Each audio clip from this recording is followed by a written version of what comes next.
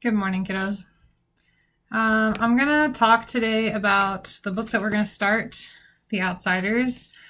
I love this book a lot, so it's going to be hard for me to keep this brief. You know I love to talk a lot, but I'm going to try to go over a couple of basics because this week we are starting the book and you are supposed to be reading chapter 1, which is basically a lot about character. So I want to talk a little bit about the characters in the book and a little bit about what you're going to be reading. Okay.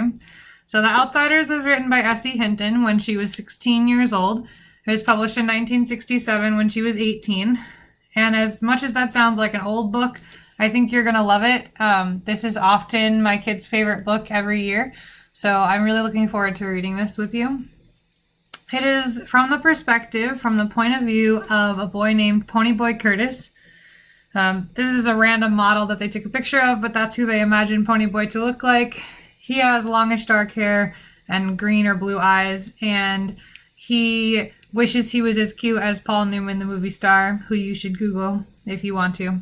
But he writes this story, so it's told in a first-person point of view. He'll use I, me, my, be directly speaking to you about his experiences. And he has two older brothers.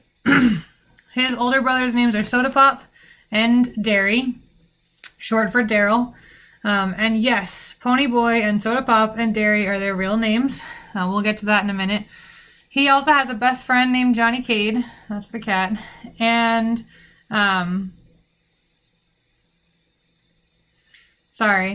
and several other members of the gang that are also considered to be like brothers, like family to these boys.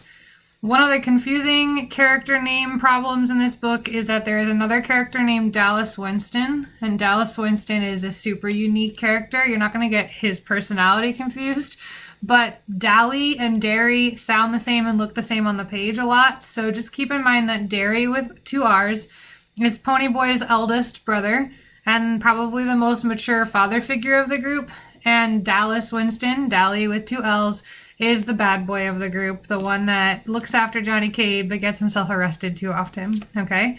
So that's going to be one of the confusing things about this book. I wanted to talk about the setting real fast. Technically, there is no setting described in here, no particular city named, but S.E. Hinton wrote this story rather autobiographically, like it's about something that happened to her when she was a young kid, and so this takes place in Tulsa, Oklahoma, where she grew up. And that's why if you listen to the audiobook on YouTube, you're going to hear a super thick Southern accent because they're trying to show you that this takes place in the South, or at least in the Oklahoma version of the South. Okay. So I wanted to go over a couple things, and I have some notes because I don't want to forget anything. We talked about the characters. We talked about Johnny Cade. And really this book is about family, about friendship, about the kinds of friends who are really your family, the way that you choose your own family sometimes, especially when you don't have a family that's doing what they could for you. So Ponyboy's parents, they're gone. So he really needs family to be the people that he's chosen to be in his life. So it's really about what it means to be that good of a friend and what it means to be there for someone and to show up for someone. What lines do you cross, right? Like, what are you willing to do for someone that you love that much, that they're a member of your family?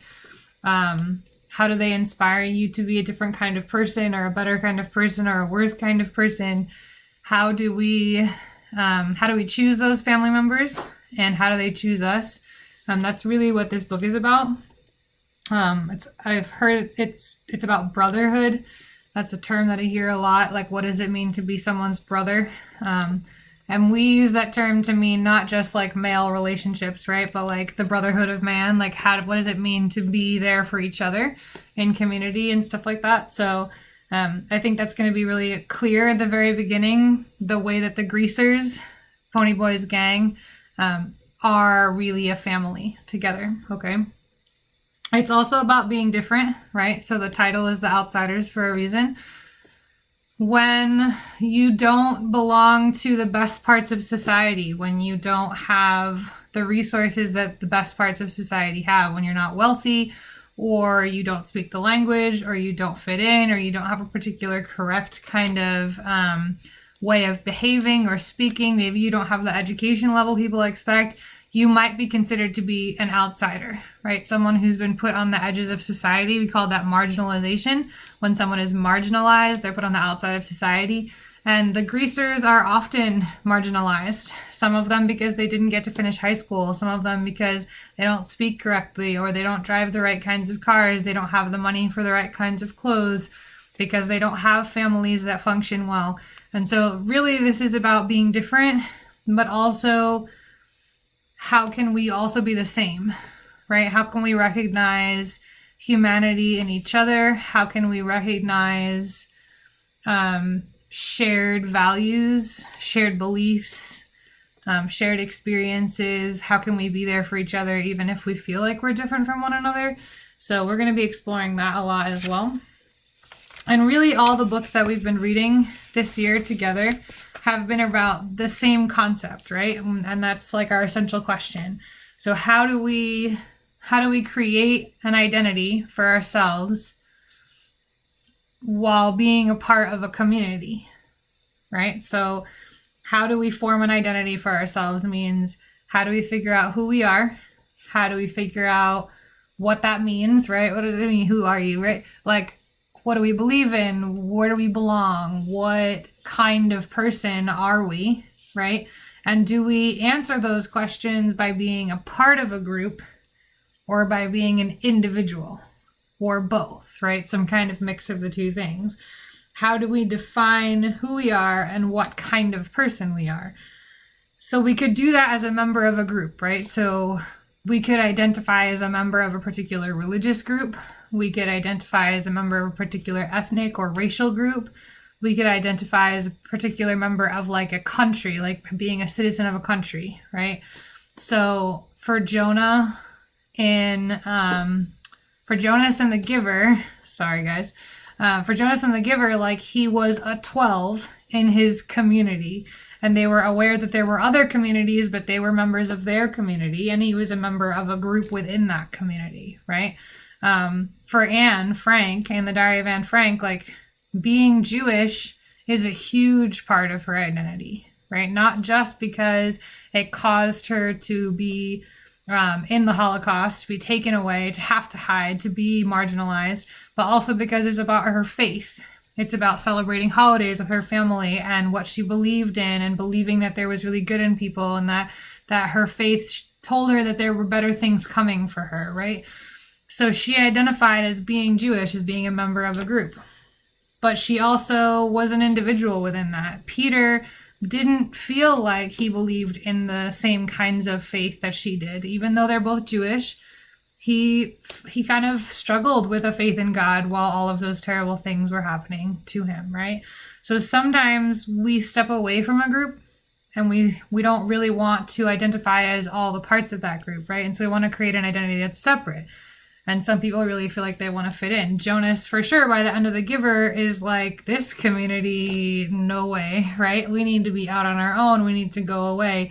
In a very literal sense, leave the community, right?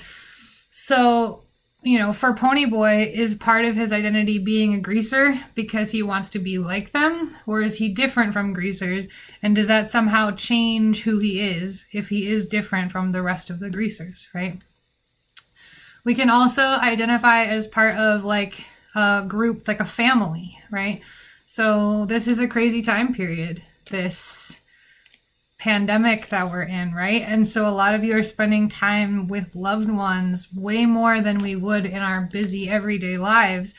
It's becoming more and more important for you to have this unit around you, right? Whether that's a small family unit, whether you have lots of family, whether you might have 2 or 3 homes that are your family, right? So for these boys, like this gang of kids is their family. And so does Ponyboy's identity come from how those other kids behave, or does it come from being different from how those other kids behave? If we think about, Jonas's family unit, I think he loved Lily, his little sister. I think at the beginning of the book, he totally valued his parental figures. But when he began to realize what they really did for a living, like what his dad had to do as a nurturer, it became really difficult for him to continue being part of that family unit, right? And Anne is a member of the Frank family, but that was hard for her sometimes, like especially she didn't get along with her mom pretty much the entire play, right? It was really, really difficult for her.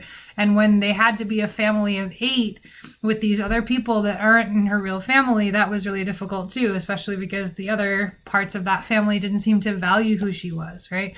So again, it comes back to that question of, how do we define ourselves? Do we define ourselves as member of a community, as separate from a community, or some mix of those two things?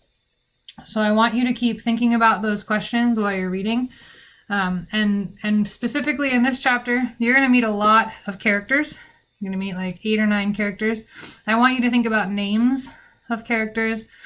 My favorite thing about this book is kids who think Ponyboy's name is ridiculous before they read it, and then they just love him so they understand why his name is Ponyboy and why his brother's name is Soda Pop.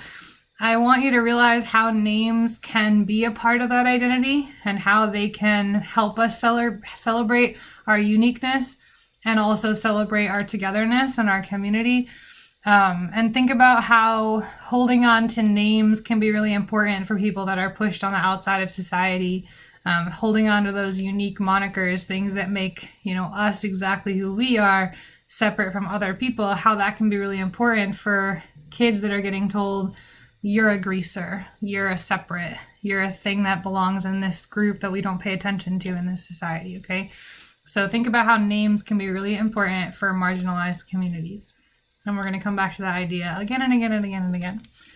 All right, so there's your intro to this book. I cannot wait to be reading this with you, and I will do a wrap up by the end of the week, but I would love to hear your thoughts before then. I would love to say so-and-so or anonymous commented blah, blah, blah. So give me some cool things to talk about and have fun and stay safe, wash your hands, stay inside, and be well. Take care of yourself.